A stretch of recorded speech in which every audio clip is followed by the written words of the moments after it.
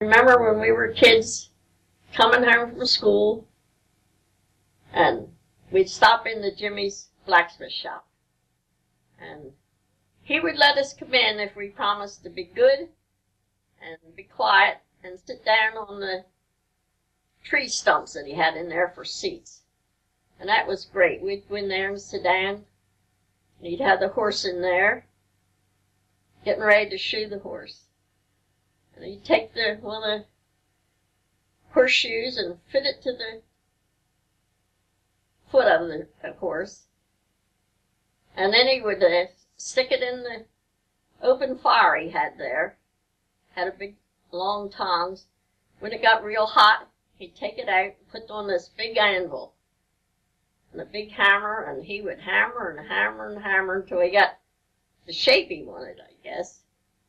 And then he'd stick it in the big tub full of water, and that thing would sizzle, and we'd scream and a little bit, and then we knew we had to be quiet. And then he'd take the foot of the horse and put it up on his leg somehow. And then he'd take the nails and nail that in the hoof of the horse. And then after he get done, he'd take one of the nails and make a ring out of it for each one of us kids. And there'd be quite a few in there. And then we'd take the nail ring and go home proud as a peacock. We really liked those rings. But Jimmy Hancock had the blacksmith shop there in Kansas. I don't know how many years he had it, because he was there when I came. But a good many. And he died in '39. I don't know what month. But I bought out the contents of his shop.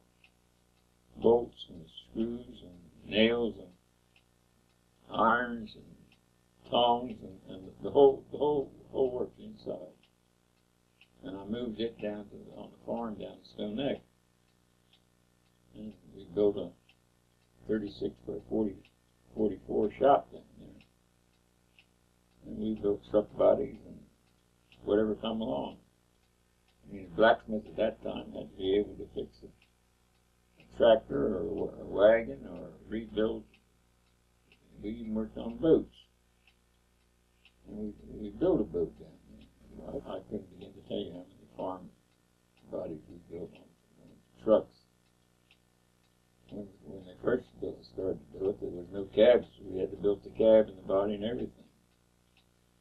And then later on they came through with the cabs already on them, and all we had to do then was just put the body on the back. And we did that for a few years, and then we got worked on boats. We bring boats in and replank them and torque them up and repair them, repair the engine, put new engine in, or whatever they needed.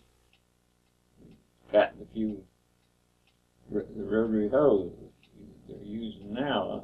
I was the first one made them. On the back of the AV tractors. So at that time there was a lot of variety in the work that you did. At that time we used to shoe a team for $5. Now if they were big farm horses, we would get where they had the big teeth, the Belgians or the Percherons, and then we'd double the price because they were so heavy to hold. And the small horse wouldn't lean on you as much as the big horse. The big horse tried to lay on you. So we charged more money